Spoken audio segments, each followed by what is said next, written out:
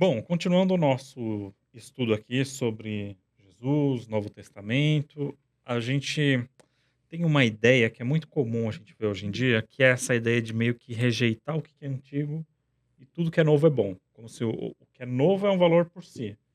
Então sempre quando vem uma coisa nova, a gente joga fora o que é antigo, substitui, né. A gente tem o celular, ficou velho, compra um novo, joga fora o antigo, alguma coisa ficou meio velha, já joga fora, então a gente tem essa ideia de tudo que é renovado é bom, né. E a gente às vezes transfere essa ideia para o próprio texto bíblico, né. Que a gente tem uma parte na Bíblia chamada Novo Testamento e uma parte chamada Antigo Testamento, Velho Testamento. E aí mesmo que a gente não pense, assim, dessa forma, assim, conscientemente, mas fica aquela sensação de que o antigo já passou, o Velho Testamento já passou, não precisa dele, e agora tem o novo, né. Então, por que é que, por exemplo, nesse estudo a gente fez toda essa introdução do Antigo Testamento para chegar no Novo Testamento, né. Então, como que vocês veem essa questão aí? O que que você acha? Que você joga fora o Antigo Testamento? Ah, que eu não gosto de Antigo Testamento, a gente sabe, né. Como assim, gente?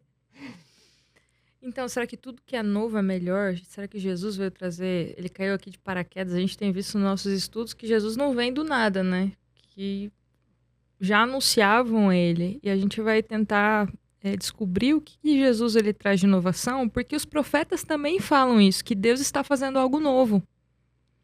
Mas também Jesus ele conserva, coisas que precisam e ele até vem para relembrar essas coisas que precisam que a gente, quem sabe, esqueceu, né. Quem sabe não, com certeza esqueceu. E agora eu tô tentando achar a página do livro que fala isso, né, mas eu vou ler uma parte que fala Assim, de gente isso aqui é bem importante a gente colocar, porque a gente realmente vive num mundo, numa sociedade que privilegia só o que é novidade, né. Você vê como que um meme se torna obsoleto de um dia para o outro, né. Como que uma moda muda de um ano para o outro, né. A gente estava até comentando isso, né, quando a gente estava conversando aí. Eh, eu gosto de futebol, meu filho é vidrado em futebol, ele ama isso. E gosta de camisa de time de futebol e tudo, né. E, assim, eu fico vendo, né, como que os uniformes, a estrutura do uniforme é a mesma, as cores são as mesmas. Aí o cara muda uma gola de um ano para o outro, ele muda um acabamento numa barrinha ali da manga lá de um ano para o outro, e aí um uniforme que você pagava uma camisa que você pagava, 300 e tantos reais no ano, que já é um absurdo o preço de uma camisa de futebol oficial, né. Os caras pedem para que você compre paralelo, né, pelo preço que eles põem. Mas assim, a camisa que custa 300 e tantos no ano, vira o ano, sai o outro modelo que só mudou uma golinha ou um patrocinador ali, meu, já cai já para É um cento e poucos absurdo. reais. Você fala: Mas como que o negócio muda assim?" Por quê? Porque a pessoa fica naquela, né, na ânsia de ver o uniforme para a temporada 2025, que é a mesma cor, que é o mesmo escudo do time, só muda o ano. Sabe, e alguns detalhezinhos ali. Então, assim, isso por quê? Porque a gente quer consumir a novidade. E isso, assim, é um sentimento que tá aí, tá dentro da gente. A gente quer o carro zero, que muda de um ano para o outro. A gente quer o aparelho do celular, que é novo. A gente deseja estar sempre na crista do que é novo. Só que a coisa fica complicada quando a gente olha a Bíblia e realmente divide a Bíblia assim, entre Antigo Testamento e Novo Testamento, né. Ou como algumas bíblias até colocam assim, a Velha Aliança e a Nova Aliança. Eu já vi Uhum. até assim, algumas impressas assim dessa forma, sabe. Aí você fala assim: "Espera aí, então tudo que está aqui é caduco? Tudo que veio antes já não tem mais validade? É como se os caras vivessem na idade da pedra da religião, e agora a gente está vivendo aqui num patamar completamente novo, uma percepção nova de Deus, agora tudo começou do zero", sabe. E o que está lá é só para ilustrar algumas campanhas da igreja que a gente faz com base na historinha de alguns patriarcas, na historinha de alguns personagens, né. Não tem mais valor pra gente, né. Então o novo é que é normativo para nossa realidade. Então isso eu acho que é uma coisa legal a gente discutir, até dedicar um momento nosso para a gente falar sobre isso, porque a forma de entender a Bíblia e a nossa relação com o texto, ela está calcada nessa compreensão, né. O que que é importante, né? A gente sabe que Jesus é o elemento principal, né, da escritura, mas como é que é o relacionamento dele com a escritura, Isso, né? a gente, a própria Bíblia tem um jeito de pensar as coisas que é interessante. Por que que tem tanta genealogia na Bíblia, né? Sim. Porque uma pessoa, quando eu olho para o Marcelo aqui, ele não brotou do chão e ele é do jeito que ele é. Não, ele está aqui hoje porque teve um pai, uma mãe, teve uma família, teve uma história de vida, aconteceram coisas. Então ele está aqui como uma continuidade de uma história. Então a gente gosta do Marcelo, a gente valoriza o Marcelo porque toda essa história levou ele até aqui. A gente não Pô, pode que legal, cara. descartar. Até me emocionei agora. A gente gosta do Marcelo, a gente valoriza o Marcelo. Vamos te Pô, dar um ó, abraço aí. coraçãozinho pra você aqui agora. Me senti abraçado. Mas Aqui. Depois me dá um abraço. você não pode falar, tipo, eu gosto do Marcelo, mas eu rejeito tudo, toda a história dele, tudo o que aconteceu com ele antes, porque ele é uma continuidade, ele é parte daquilo, né? Ele existe nesse momento, mas como uma consequência dos momentos anteriores, né? Então é curioso a gente pensar na Bíblia desse jeito também. Por que tem tanta genealogia? Porque ele vai contar a história de alguém, ele conta a história das pessoas que vieram antes. Ele fala do que aconteceu antes para chegar até ali. E o próprio Novo Testamento, a gente já até comentou, né? Quando se abre os evangelhos, a primeira coisa que tem é a genealogia de Jesus, né? No evangelho de Mateus e de Lucas. Porque você está falando que Jesus, esse personagem, ele também é o... A gente vai chamar aqui de o ápice do clímax de uma história que já está acontecendo, né? Porque, e até estranho falar assim, mas se Jesus viesse sem ter nada antes dele, as pessoas, ninguém ia dar crédito para nada, porque, eu vim aqui porque eu sou filho de Deus. Que Deus? De que Deus você está falando? Não, porque Abraão falou sobre... Que Abraão? Do que você está falando? Então tem toda uma construção para a gente poder chegar em Jesus e falar, ele é o ápice. Porque para ter um ápice tem uma escada que vem antes, né? Então aqui, por exemplo, o que a gente vê, por exemplo, a Bíblia, ela conta a história de um Deus que, enfim, que cuida de Israel. Existe uma história de Deus com Israel. E Israel vai ser a ponte na qual Deus ele vai cumprir as promessas dele. Então a gente vai ver isso na história de Jesus, na história daquilo que Deus quer, o reino dele, enfim, que Israel estava esperando, né? Então existe uma história com Israel ele antes. Deus ele é descrito como Deus, um Deus generoso, um Deus que tem compaixão, um Deus que se pode confiar. Então existe uma frase na Bíblia, né, que ela é um Deus que é rico em bondade e fidelidade. Então quando a gente olha para Jesus, a gente vê essa figura de generosidade, a gente vê essa figura de misericórdia, que é o mesmo Deus descrito no Antigo Testamento. Então fala assim, como que é Deus? Como que Deus é descrito? É um Deus que cuida de Israel, um Deus que, quando ele vai, por exemplo, executar juízo, ele é um Deus longânimo. Ele não é a raiva de Deus, não chega, tô com raiva, chega e queima todo mundo. Não é assim que acontece, né? Então é um Deus que exerce misericórdia. É isso que a gente vai ver na vida de Jesus. Por exemplo, Jesus, a Bíblia não conta tanto nessas... sobre, por exemplo, os leprosos, né? Leprosos, lepra, que a gente fala, né, de hanseníase, hoje, né? Hanseníase e lepra, hoje, para a gente é a mesma coisa. Mas na Bíblia é uma série de doenças de pele e elas têm uma questão cerimonial. Então, você era tido como imundo, você não ficava perto das pessoas, você não participava na sua família, você tinha que morar longe. E Jesus, quando ele curava essas pessoas que tinham esse estigma de lepra, ele curava tocando na pessoa. Por que cura tocando? O que isso quer dizer?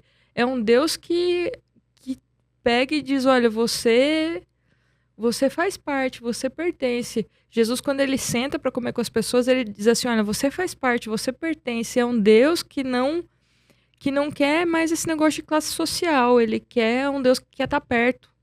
Então, esse Deus que é descrito no Antigo Testamento, que é um Deus cheio de misericórdia, cheio de amor, agora ele não vai ser descrito mais. Agora você vai ver ele. Então, você vai ver quem é Deus através dos atos de Jesus. Então ele vai chegar, vai colocar uma criança no colo e vai dizer assim, olha, quem não for com uma criança não vai entrar no reino dele. Então muitas vezes os atos dele, ele não só conta as histórias, mas ele faz com que, ele meio que encena as histórias, né, para os discípulos. E isso é muito poderoso, assim, você vê quem é Deus. Ele não cura as pessoas, porque a gente vai ver, por exemplo, a gente falou de profecias aqui, né, o que Isaías falou, o que Jeremias falou, o que Daniel falou. Mas Jesus, ele não vem somente para cumprir um script, né? Olha, aqui falou que é para eu curar cego, eu vou curar. Então, olha, gente, fique ligado. Olha, dá um check aqui na minha lista, né? Mas ele é um Deus que ele é movido por compaixão, ele é movido pelas pessoas também. Então, apesar das escrituras falarem sobre Jesus, ele vai além das escrituras. Tanto que ele parece que você, nas curas dele, você também não fica só passivo, né? Parece que às vezes a sua fé também move o curar de Jesus. Em alguma cidade, Jesus não cura porque as pessoas não têm fé. Então ele faz as pessoas, é um Deus que você não é só um Deus que você assiste, mas é um Deus que você participa da história. Então Jesus ele tá para além da escritura porque ele é a própria escritura, eu gosto de ouvir o pastor Marcelo falando, a gente, né, estuda, a gente lê a Torá, mas Jesus é a própria Torá falando, então não tem como você questionar Jesus, porque ele é o Deus que fala. Ele é a palavra viva de Deus, né? Então, ele não é só o cumprimento de profecias que foram ditas sobre ele. Ele é o próprio Deus se movendo na história e você enxergando Deus. Como é que Deus é misericordioso? Você vai ver através da vida de Jesus. Você já viu nas histórias lá antes, né? Como é que Deus teve paciência com Israel. Aquela lista de reis que chega até dar uma depressão na gente, né? Quando você tá lendo assim, e fulano de tal fez o que era mal. Dá pra você contar nos dedos os reis que eram bons. Os reis que eram ruins, assim, é muito. E um fazia pior do que o outro. E Deus teve compaixão. E Deus teve paciência. E Deus teve misericórdia. Esse é o mesmo Deus, né? Que você vai ver agora na figura de Jesus, na vida de Jesus. E assim, isso está muito bem ilustrado naquela cena que os evangelhos descrevem na transfiguração, quando você vê Moisés e Elias do lado de Jesus, né? Jesus em glória, ele está glorificado, os discípulos ali, Pedro, Tiago e João estão vendo, parece Moisés e Elias, e as pessoas tentam interpretar, por que Moisés e Elias, né? Aí fala, não, porque Moisés representa os que ressuscitaram, que vão ressuscitar no final dos tempos, quando o reino de Deus vier, né? Então Moisés, os ressuscitados, e Elias, aqueles que não vão passar pela morte, porque Elias não morreu, foi levado para o céu. Essa interpretação não está errada, ela é uma interpretação feita, assim, a posteriori, né? Depois, né? Que a teologia entendeu depois, olhando aquilo que Jesus disse, que alguns ali veriam o reino de Deus, né? Ali, que estavam ali no meio da multidão, no caso, se referindo aos discípulos ali dele. Mas, para o judeu da época, que lê a Bíblia, ou que conhecia esses personagens, o que Moisés representa? Moisés representa a Torá, que a lei foi dada por intermédio de Moisés. E Elias representa os profetas. Então, a lei e os profetas. E quem é o centro? Quem está no meio deles? E a lei e os profetas estão falando sobre quem? Lucas fala que eles conversavam a respeito da morte dele em Jerusalém. Quer dizer, qual que é o assunto das escrituras, da lei e dos profetas? A revelação de Deus maior em Jesus e no sacrifício dele. Para isso que aponta tudo. E aí vem a nuvem de Deus, né, quando envolve os discípulos ali na montanha, a nuvem desce, porque Pedro, né, fala assim, vamos fazer 3 tendas, vai ser uma para o Senhor, uma para Moisés, outra para Elias e tal. E aí a nuvem fala assim, olha, esse é meu filho, escutem a ele. Então você tem a lei e os profetas, mas quem que você tem que escutar para você entender a lei e os profetas? Escuta o meu filho. Esse é meu filho. Ele é o cerne da lei dos profetas. Ele não está contra a lei dos profetas. Isso que é uma coisa interessante, sabe? Porque no Sermão da Montanha, como a gente viu aqui, Jesus ele fala assim, ouviste o que foi dito aos antigos. Eu, porém, vos digo. Então dá a impressão de que ele fala o seguinte, já pega tudo aquilo que vocês aprenderam e joga fora. Porque eu estou trazendo aqui um negócio radicalmente novo. Mas lá no próprio Sermão da Montanha, como a gente viu aqui, ele diz que ele veio trazer uma compreensão plena da lei. Eu não vim jogar fora a lei e os profetas, eu vim trazer a plenitude, o plerô, que aparece em grego lá, que a gente falou aqui no outro estudo, significa isso, eu vim trazer a essência, a plenitude do que vocês aprenderam. Vocês não compreenderam a coisa. Vou levar a outro nível de compreensão. Aí é que tá, um outro nível de compreensão. Só que aí é que tá o negócio, a gente tem que pegar aquilo que Jesus fala, aquilo que ele ensina, e olhar a prática dele. Porque a prática dele nunca é contrário àquilo que ele ensina. Mas muitas vezes na prática dele você vê a revolução da compreensão daquilo que ele ensinou. Entende? Então, por exemplo, quando fala a respeito de pureza e impureza, como ele cura leprosos. Aí você vê o que é impuro realmente para Deus, o que não é. Sabe? Então, assim, você começa a ver na prática de Jesus a expansão e a forma como ele vai vivendo aquilo que ele ensinava. Porque muita gente pega palavras isoladas de Jesus e vai construindo um negócio bizarro, usando Jesus como autoridade. Mas aí quando você vê ele agindo, você vê ele agindo de forma diferente. Tem gente que pega palavras de Jesus, como por exemplo, não deem o que é santo aos cães, não atire suas pérolas aos porcos. E aí fala, tem gente que é cão e porco. Então não é para todo mundo não. Uhum. entende? E vai tratando o Você vai pessoal assim, classificando. vai classificando, sabe? Ou então Jesus fala assim: se você for ali falar com teu irmão que tem um problema com você e ele não te escutar, vai lá, chama mais um. Não escutou, chama mais outro. Não escutou, leva ele para a igreja. Não escutou a igreja, trata como gentil e publicano. Aí você fala, quer dizer, o que é tratar como gentil e publicano? Aí você pensa com a cabeça do fariseu que você é, quando você escuta essa palavra, né? Então, quer dizer, eu vou desprezar esse cara. Gentil, estrangeiro, né? E o publicano, o pecador. Mas como que Jesus tratou o gentil e o publicano?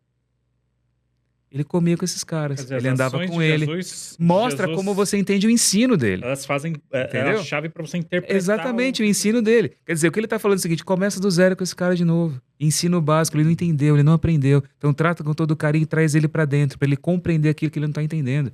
Trata como eu trato o gentil e o publicano, entende? E é aí que a gente vê como Deus é, como você falou. Porque Jesus, ele é a revelação de Deus para nós. Quando ele fala que, quando eu digo, né, que ele é a Torá encarnada, a palavra encarnada, quem diz isso é o Evangelho. É o próprio Evangelho de João. No início do Evangelho de João, o prólogo do Evangelho de João, diz assim, né? No princípio era a palavra, ou o verbo, né? O nosso querido, amado pastor, porque ele era pastor, não era padre, como alguns pensam, João Ferreira de Almeida, né? Pastor reformado, ele era calvinista, sabe? E calvinista ferrenho, João Ferreira de Almeida era, né? Ele achou que não cabia bem traduzir logos, que é o grego ali, por palavra, que é feminino, né? Então, colocar um substantivo feminino para Jesus não fica legal. Então, o que que a gente tem aqui mais próximo? Aí ele vai no verbo, né? Porque a Vulgata Latina já vai nesse caminho, né? Do verbo ali, né? Então, ele vai colocar ali o verbo. Então, no princípio era o verbo masculino, né? E não a palavra. Mas a tradução correta em português é a palavra. No princípio era a palavra. A palavra estava com Deus. En arche en ho logos, ele fala. No começo era a palavra, logos, né? A palavra estava com Deus e a palavra kai theos, e Deus en ho logos, e Deus era a palavra. Ele fala assim. E diz que essa palavra se torna carne. E a palavra logos se fez carne e nós vimos a glória dele, do unigênito do Pai, cheio de graça e verdade. Fala, a lei veio por Moisés, João fala. Só que a graça e a verdade veio por Jesus. Não que a graça e a verdade não está na Torá, o que Moisés não falou disso. Mas ele fala, nele que a gente viu aquilo que Moisés ensinava, de uma maneira muito mais clara. Está aqui. Porque a gente não tem assim a palavra no texto. A gente não tem a palavra num princípio legal, num código de leis cerimoniais ou de leis de diversas liturgias. Não, a gente tem a palavra comendo, bebendo, andando, respirando, vivendo, como um ser humano. O que é interessante, né? A gente lá nos primeiros estudos, quando a gente começou a falar sobre Bíblia, e a gente falou da ideia de que Deus se revela através de um livro e tal, e agora a gente tem uma outra revelação divina, que é uma pessoa, né? Porque a gente tem a ideia de que Deus quer se comunicar com o ser humano. Ele quer que o ser humano conheça ele. Então, tem maneiras de Deus se revelar. Ele se revelou para as pessoas, escreveram um livro, que é a Bíblia. A Bíblia também fala que Deus se revela na própria natureza. Então, tipo, o mundo, de certa forma, a natureza é uma revelação de Deus. E agora a gente tem Deus se revelando como uma pessoa mesmo. Ele encarnou, que é uma palavra interessante que aparece na Bíblia. Ele se torna um ser humano e anda entre as pessoas, fala com elas, abraça elas e tal. João fala, não, a gente está falando de coisas daquilo que a gente encostou com as nossas próprias mãos, tal, a gente viu ele, né? Então, é curioso pensar em Jesus não só como um personagem da Bíblia, mas como a própria revelação de Deus, né? Claro que a gente não tem agora, nessa mesa, uma pessoa que é Jesus aqui falando igual eu, a Akel e o Marcelo. O que a gente tem agora voltou a ser um texto escrito sobre essa pessoa que viveu. Mas ela é a revelação de toda essa manifestação de Deus, né? E assim, o mais próximo de Deus que a humanidade pôde experimentar e viver no passado, depois que Adão e Eva saíram do Éden, né, de acordo com a história lá do Gênesis, foi o santuário construído por Moisés e o templo de Jerusalém, onde a presença de Deus ela era vista, né, e era percebida ali de maneira mais clara para as pessoas, né? Então Moisés constrói o santuário, que era mais ou menos uma réplica do Jardim do Éden, né? Trazia elementos do Éden ali no santuário, tá? A gente já comentou isso nos estudos anteriores, né? Fica aí para quem está chegando agora, assista os anteriores também, Isso, né? Para isso. poder pegar aqui o que a gente está discutindo aqui. Então, assim, lá dentro a glória de Deus se revelava. Só que só o sacerdote entrava lá e tinha contato com a glória de Deus quando ela se manifestava ali no santuário ou no templo de Jerusalém, né? Quando João está escrevendo aqui esse prólogo dele, falando de Jesus, da palavra, né, que se torna carne, né? No versículo 14, ele fala assim, no texto grego, fala assim, kai ho logos sarx egeneto. Fala assim, e a palavra sarx é carne em grego. Egeneto, carne se tornou. Ele fala assim, kai eskenosen en humin. Ele fala, e eskenosen significa construiu o tabernáculo no nosso meio. Assim, ele se tornou carne e ele constrói a tenda, o tabernáculo no nosso meio. Então, o tabernáculo era o local onde a glória de Deus se revelava. Deus está lá. Só que aqui a palavra se torna carne e ele se transforma no tabernáculo ambulante. Ele é o santuário ambulante no meio da gente. A glória de Deus, a Shekhinah, está nele.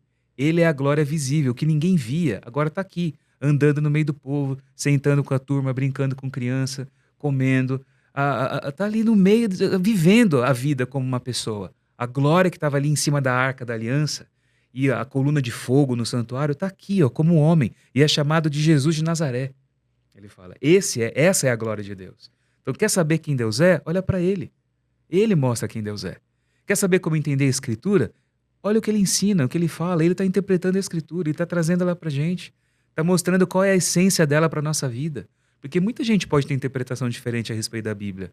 A Bíblia é a revelação de Deus, mas como o texto está aqui, ele é passivo de interpretação. E tem gente que interpreta mal, interpreta errado. Agora veja como ele viveu. Veja como, quando ele fala assim, vocês ouviram o que foi dito? Eu, porém, digo, ele não está jogando fora, ele está mostrando a essência. Então, assim, colocar essa divisão de Antigo e Novo Testamento ajuda a gente a compreender o que Jeremias disse.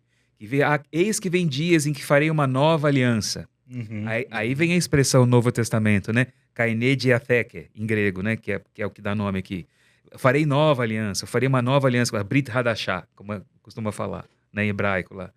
Mas a gente tem que entender que essa nova aliança que Jeremias estava profetizando para o futuro, ela aparece lá em Deuteronômio. A gente tem um estudo sobre isso. Falando isso, né? Quando vocês voltarem do exílio e tal, eu vou circuncidar o coração de vocês, eu vou fazer uma obra para vocês entenderem realmente o objetivo de tudo isso que eu estou revelando para vocês aqui. Deus fala isso por intermédio de Moisés. Então é como você falou, a coisa não brota do nada, você está vendo uma sequência ali. Só que Jesus é o cerne de tudo isso. E ele é essa revelação maior.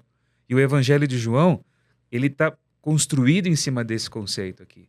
De mostrar que Jesus não foi simplesmente um Messias de acordo com a compreensão popular que se tinha do Messias. O Messias, para as pessoas, o máximo que ele era um governante descendente de Davi, que iria restaurar a monarquia em Israel, expulsar os opressores estrangeiros e se tornar não um rei, mas um imperador. Porque ele ia expandir as fronteiras do reinado até que o planeta inteiro virasse Israel.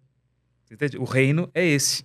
Então, para você entrar na aliança com Deus, você ia se transformar primeiro um cidadão israelense, um cidadão de Israel, não do Estado moderno de Israel hoje, tá? Israel do tempo da Bíblia, né? Você ia se tornar um cidadão de Israel governado por um descendente de Davi. Então isso para os caras era o auge do sonho sendo concretizado. Mas Jesus fala, não, é mais que isso. Então o conceito de reino não é simplesmente uma coisa política, é uma coisa de visão de mundo, de entendimento de Deus. Uhum. Ele está colocando aqui. E ele vai revelando quem Deus é. E João vai mostrando isso no evangelho dele, né? Porque assim, eu sei que eu já falei um monte já aqui nesses estudos nossos aqui, eu não quero ficar falando muito. O pessoal tá dizendo aqui, Tá vão dizendo dizer, nada. tá dizendo assim dizendo que é nada. pra você continuar, Tá. gente. Tá dizendo é nada. Mas aqui, só para eu colocar esse ponto aqui agora, para a gente ir desenvolvendo, né? Os outros evangelhos, eles vão contar a história de Jesus de uma forma muito parecida, né? Embora cada um tenha o seu estilo, como a gente já falou aqui, mas quando você lê Mateus, Marcos e Lucas, a impressão que a gente tem é que o ministério de Jesus dura um ano só. Ele começa na Galileia, ele faz uma viagem para Jerusalém e ele morre lá na última semana em Jerusalém, ele é crucificado e ressuscita. Essa é a história. João é que vai contar outros elementos. Jesus vai várias vezes para Jerusalém, participa de outras festas, a gente entende que o ministério dele, como as festas eram anuais, o ministério dele durou mais do que um ano apenas, Os durou uns discursos de 3 Jesus anos. também são mais Os registrados. discursos são mais desenvolvidos ali. E aí vem aquela discussão, né? Ele coloca o que os teólogos chamam de ipsissima verba ieso, que é as palavras mesmo que Jesus falou, É, ou a ipsissima vox ieso, ou a mensagem que ele falou. Como é que João coloca aqui? Porque tem diferença de estilo do Jesus que fala no Evangelho de João, do Jesus que fala nos sinóticos também, né? Aí vem aquele lance que a gente falou, que o Evangelho não é uma biografia, mas traz a mensagem de Jesus ali, né? Então Mas eu não sei, o João é meio estrelinha, porque ele é muito diferentão. Ele é. Você tá vendo assim. Daí Ele eu é. tava vendo, de acordo com esse livro, mais uma vez, tô Balcão. indicando uma indicação. É fantástico, vale a pena ler sim. Ele vai dizer que, por exemplo, ele vai pegar, por exemplo, o Evangelho de João, e João, ao invés de usar, por exemplo, a gente vai ver em todos os evangelhos, Jesus tá sempre na boca de Jesus a palavra reino de Deus. No Evangelho de João, você só vê 2 vezes que tá na conversa de Jesus com Nicodemos. E ele substitui o reino de Deus por vida eterna. É. Isso acontece nos outros evangelhos. Às vezes você tem vida eterna e vida, mas você usa muito o reino de Deus.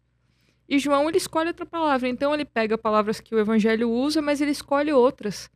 E é lógico que com isso dá outra ênfase. Por exemplo, quando você tem reino de Deus, é alguma coisa que Deus, ele vai fazer depois ainda mais efetivamente, né? Mas quando você pega a vida eterna, tá falando dessa vida em plenitude, porque o reino de Deus é isso, mas tá falando mais sobre aquilo que a gente vai desfrutar. A ênfase tá mais nisso. Você quer ver uma coisa que João faz também, dentro disso que você colocou aqui agora, diferente dos outros evangelhos? Não é que ele é estrelinha, é que ele está escrevendo no final de um processo. Então, assim, a gente é levado a entender que os outros evangelhos já eram conhecidos e já circulavam. E todos eles são baseados no testemunho de Pedro. Marcos é baseado no testemunho de Pedro, né? Eu já até citei aqui o lance João tá demais, João, assim, o discípulo que Jesus amava. Amava. Não, tá muito, gente, é demais. Mas eu tô falando isso, mas eu amo o João, cara. porque, João é bonito competir- demais. Competir com o Pedro da vida não é fácil não é para qualquer um não. Porque Pedro, ele é a estrutura do testemunho da história de Jesus. Quando Paulo Ele é encontra Jesus, protagonista, né? ele é. Quando Paulo encontra Jesus em Damasco, e quando ele vai aprender a respeito do Jesus da história, por assim dizer, o Jesus histórico, né, que é como alguns falam assim, eu não gosto muito dessa expressão, mas é assim que aparece, ele vai falar com quem? É com Pedro que ele fica 15 dias. Ele fica 15 dias com Pedro, ouvindo as histórias de Jesus, com ele. Então, Pedro foi aquele que abraçou a missão de levar a história de Jesus avante. Então, Mateus, Marcos e Lucas sempre apresentam o primeiro discípulo que aparece na história é Pedro. E o último que aparece é ele também. E isso era um recurso estilístico do passado, o inclusive, que já falei aqui, de mostrar, baseado no testemunho de quem é a referência para a história que a gente está contando. Então é Pedro. A coisa só muda no Evangelho de João, que quem aparece primeiro é o discípulo amado. E quem aparece no final, depois de Pedro, também é o discípulo amado. Pedro está lá. Pedro arrasta a rede cheia de peixe, mostrando que a missão da igreja é encabeçada por ele, de pescar pessoas. Mas o testemunho do discípulo amado complementa uma coisa. E uma coisa que é legal, como a forma como ele vai contar essa história. A gente falou da transfiguração aqui agora, eu citei agora há pouco, né? Falando aqui sobre Jesus como a revelação da glória de Deus e o centro da Escritura. No capítulo 5 do Evangelho de João, tem uma discussão, porque Jesus tinha curado um cara no sábado, um paralítico, no tanque de Betesda. E aí vem toda uma discussão, porque ele trabalhou no sábado e tal, e tudo, ele vai mostrar que ele faz as obras do Pai. Ele é a revelação do Pai, ele não está contra o Pai, pelo contrário. O trabalho dele é outro, ele está mostrando uma nova perspectiva da ação dele. E aí ele vai trazer essa questão do testemunho, porque eles vão falar assim, com que autoridade você então repensa a lei do sábado? Quem é você para fazer isso? E ele vai falar sobre o que valida ele no testemunho. E ele vai buscar o testemunho de Deus.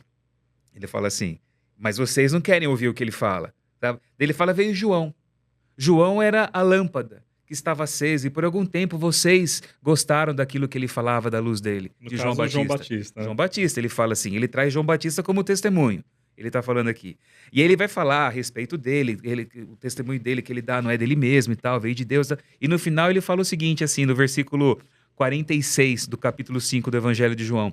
Porque se vocês de fato crescem em Moisés, também creriam em mim, pois ele escreveu a meu respeito. Se, porém, não creem nos escritos dele, como crerão nas minhas palavras? Então, 2 pessoas ele menciona aqui. Ele menciona Moisés e ele menciona João Batista. E João Batista era o Elias que veio de vir. Entende? Então, assim, é Elias e Moisés. E quem é o centro da escritura? É ele. A transfiguração está aqui no capítulo 5 do Evangelho de João. Entende? A mesma coisa, a transfiguração está aqui. Então, ele está contando a transfiguração, só que de uma outra forma. A essência daquilo. E esse cara viu a transfiguração, João. Só que ele não está descrevendo a história que os outros já contaram. Ele está trazendo o que ela significa para a realidade desses que estão lendo o evangelho dele. A mesma coisa ele faz com relação à Santa Ceia. A Santa Ceia é descrita como a cerimônia lá da Páscoa nos evangelhos Mateus, Marcos e Lucas. Você não tem a Santa Ceia no evangelho de João. Jesus está no cenáculo com os discípulos, ele conversa com eles, é o contexto da festa da Páscoa, ele sai de lá, vai para o Getsemane, como a história que a gente conhece. Mas não aparece ele pegando pão, partindo e tal. Onde que vai aparecer no Evangelho de João? Aqui lá no capítulo 6, logo na sequência, ele vai falar que ele é o pão da vida. Quem comer a minha carne e beber o meu sangue tem vida em você mesmo. Tem vida em si mesmo, ele fala assim. Então, e comer a carne de Jesus e beber o sangue dele não é participar de um ritual, pegando o pãozinho e o suquinho ali e tal. Não é isso. É você comer a palavra dele estar viva dentro de Se você. alimentar Então, dele. o rito, ele expressa uma realidade que é interior, espiritual dentro de mim. O rito, por si só, não tem valor, se ele não traduzir uma prática espiritual que eu vivo dentro de mim. Então, é isso que o Evangelho fala. Então, o Evangelho de João está pegando as mesmas histórias, mas trazendo o significado delas. E ele faz isso por quê? Porque ele está mostrando Jesus como a revelação de Deus, a palavra encarnada. Então, o foco dele não é ficar na superfície do fato, mas é aprofundar o significado dele. E é isso que ele faz no Evangelho. Por isso, Jesus aqui, muitas vezes, ele usa uma expressão que seria impensada aparecer na boca de qualquer um daquela época, que é falar o nome sagrado de Deus para si mesmo. Moisés pergunta para Deus, qual é o seu nome? E Deus fala, eu sou. Não é? Eu sou o que sou. Ele fala. E aqui Jesus 7 vezes.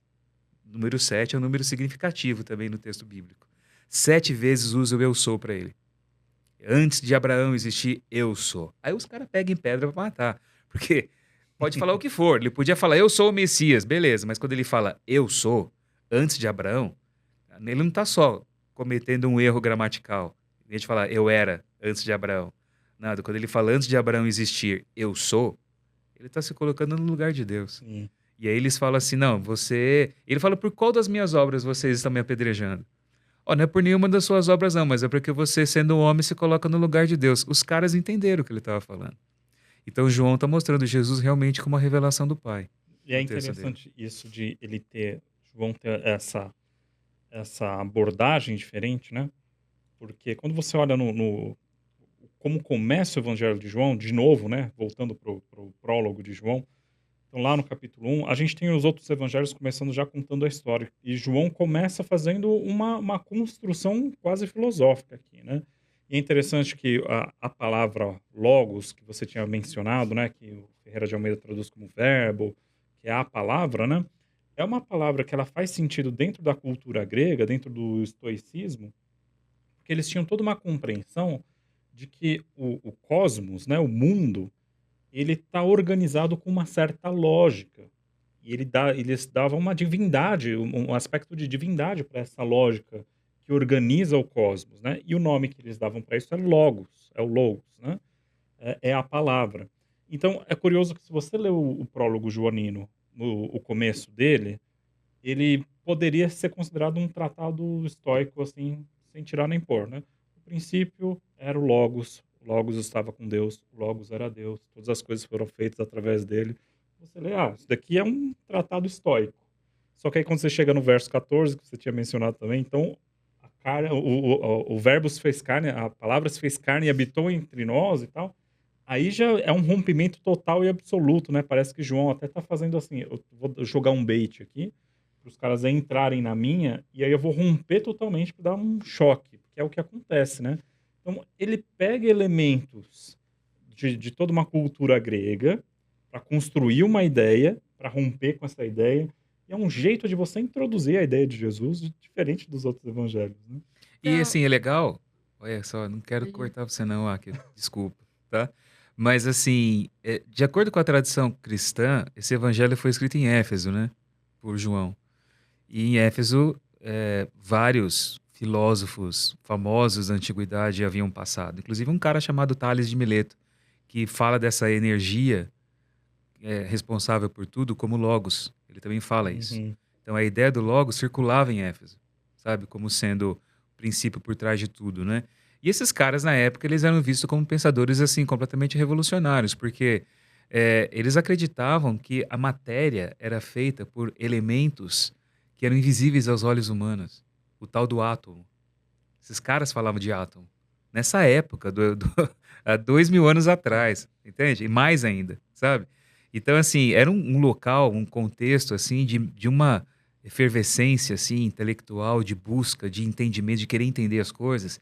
E aí eles vão partir para essa ideia, né, de que existe uma lógica, como você falou, no universo, que possibilita a existência de todas as coisas, né? Uma lei, assim, da vida no universo.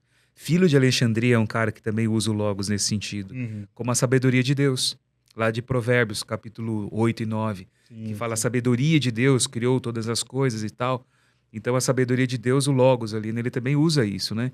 Então João, ele vai beber nessa fonte desses pensadores, só que ele vai trazer, ele dá, como você falou, a ruptura, né? O salto dele, ele fala, não é um conceito abstrato ou uma força divina ou impessoal que faz com que tudo exista. Pelo contrário, é uma pessoa e a gente conheceu essa pessoa, a gente andou com ela, Era meu amigo. era meu amigo, e ele fala lá nas cartas dele, né? Nós apalpamos, a gente pegou nele, apertou a palavra da vida, o Logos.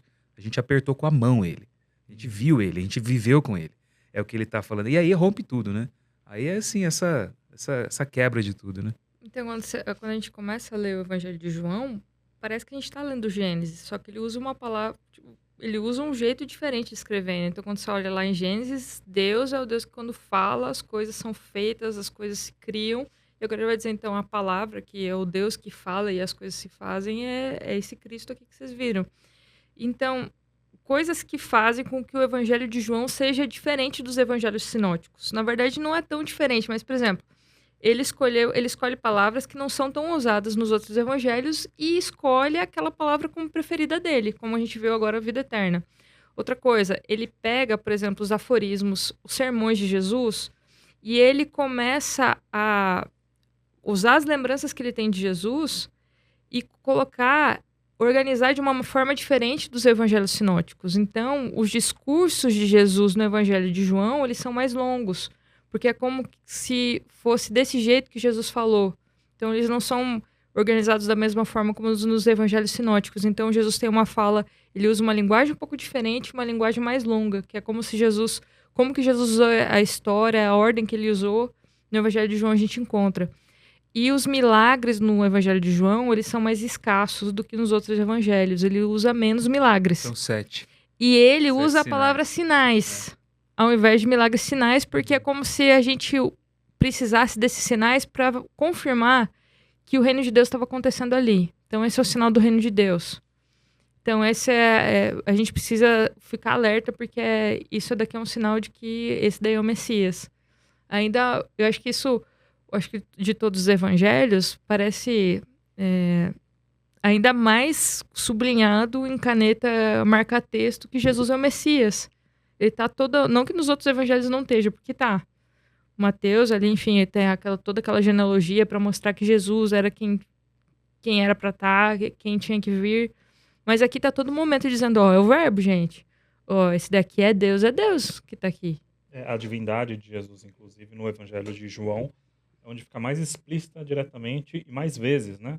Porque parece que às vezes nos outros evangelhos isso não é colocado tantas vezes de forma tão aberta como acontece no Evangelho de João também, né?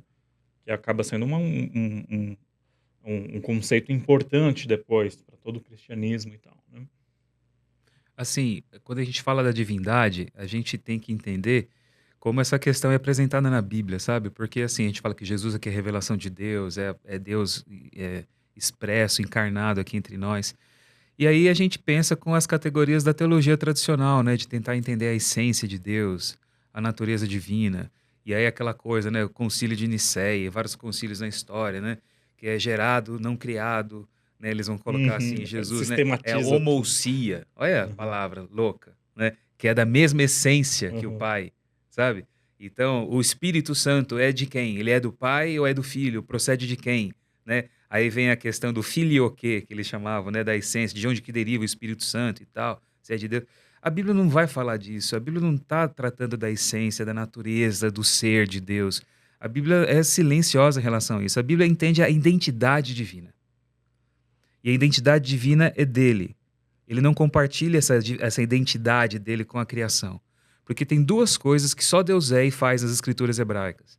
Ele é o Criador, a vida toda a criação provém dele, e ele é o governante, é o soberano absoluto.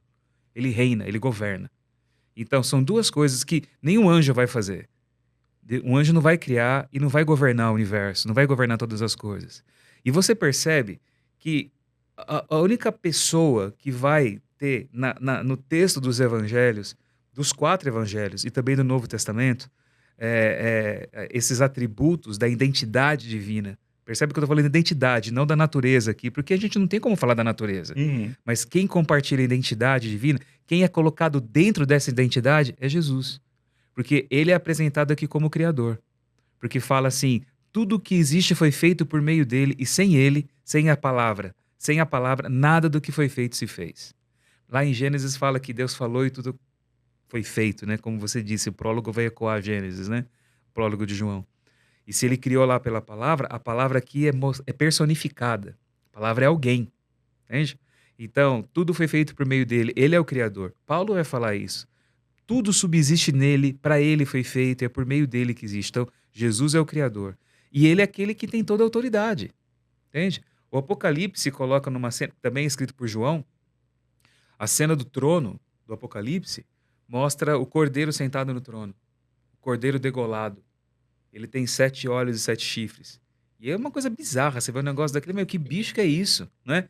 Então olha como as imagens falam, né? Antes, a Bíblia não está entrando nas questões filosóficas da teologia, mas Uhum. na identidade de quem está lá. Então, quem se assenta no trono de Deus só pode ser Deus. Quem vai sentar no trono que é de Deus? Entende? E o cordeiro está lá, no meio do trono. E ele está degolado, mas ele está vivo. Quer dizer, ele morreu, mas está vivo. Sim. E ele tem 7 olhos. Quer dizer, ele sabe tudo. Os olhos são representação da sabedoria, da capacidade de saber.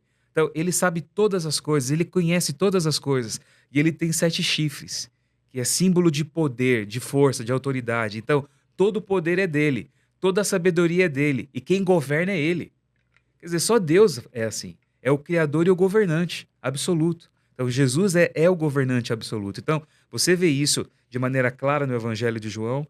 Você também vê nos outros evangelhos. A identidade divina aparece. Em Marcos aparece várias vezes a identidade divina sendo compartilhada com Jesus. Mas João é aquele que vai explicitar a coisa pela estrutura como ele vai contar a história dele. Então, são 7 sinais, não milagres, sinais, porque senão aponta para alguma coisa. São 7 declarações, eu sou. Entende? A morte dele é a glorificação dele, é a revelação maior de Deus, é na morte de Jesus que você vê isso lá. Isso também aparece em Marcos, mas João vai colocar isso de uma maneira mais poética, mais clara dentro do propósito dele. Então, o que leva a gente a entender, para fechar aqui a minha fala? Ele conhecia os textos, pelo menos de Marcos, porque algumas expressões em grego de Marcos aparecem no Evangelho de João. Então, dá a entender que algumas coisas ele conhecia o texto do Evangelho de Marcos. Mas ele está aqui preenchendo lacunas e completando aquilo que ele ouvia, aquilo que era conhecido pelos cristãos. Por isso que, se Pedro é a autoridade dos outros evangelhos, ele está se colocando também como autoridade aqui. Então não despreze o meu testemunho. O testemunho é meu. Não despreze o meu testemunho, porque meu testemunho vem para preencher e complementar esse quadro que vocês conhecem da natureza, ou melhor, da identidade, né? De quem é Jesus. Né? Bom, gente, então é isso. A gente fica por aqui nesse estudo e no próximo a gente vai falar justamente sobre a morte de Jesus e o significado de tudo isso. O fechamento, né, da revelação de Deus aqui em Exato. Jesus, né? Exato. Tudo isso. Então até o próximo episódio. Até o próximo. Beleza.